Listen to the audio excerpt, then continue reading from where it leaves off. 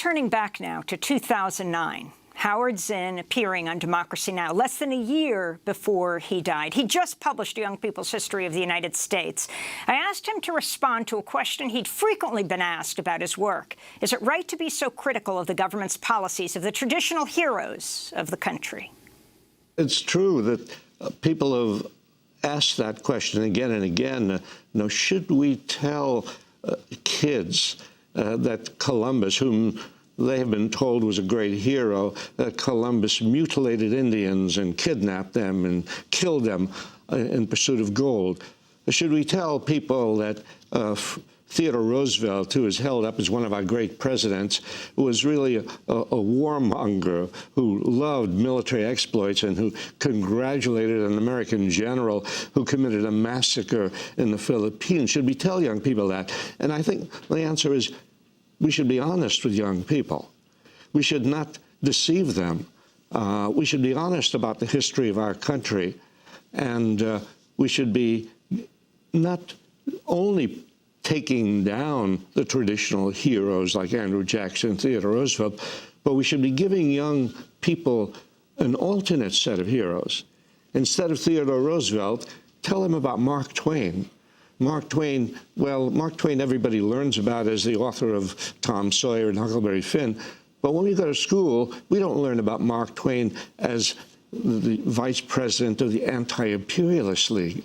We aren't told that Mark Twain denounced Theodore Roosevelt for approving this massacre of the Philippines.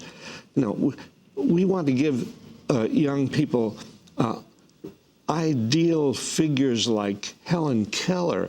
And I remember learning about Helen Keller. Everybody learns about Helen Keller. A disabled person who overcame her handicaps and became famous.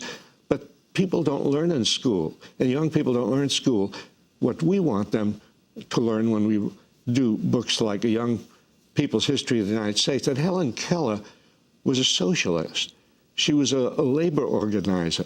She refused to cross a picket line that was picketing a theater showing a play about her.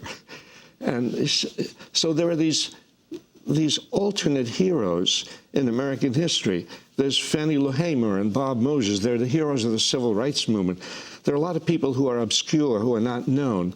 We have in this young people's history, we have a young hero who was sitting on the bus and in Montgomery, Alabama, refused to leave the front of the bus.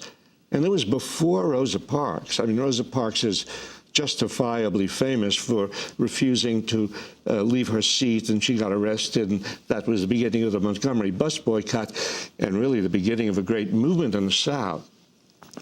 But this 15-year-old girl did it first.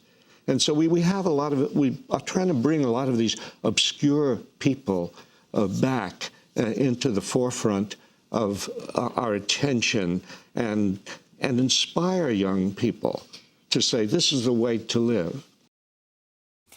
That's Howard Zinn appearing on Democracy Now! In 2009. Howard Zinn was attacked by President Trump on Thursday. The Zinn Education Project criticized Trump's call for patriotic education. The project tweeted, "So what explains the rebellions in 1676, 1680, 1786, and 1831, 1859, and more by Native Americans, enslaved Africans, coal miners, and more? Howard Zinn wasn't alive then," unquote.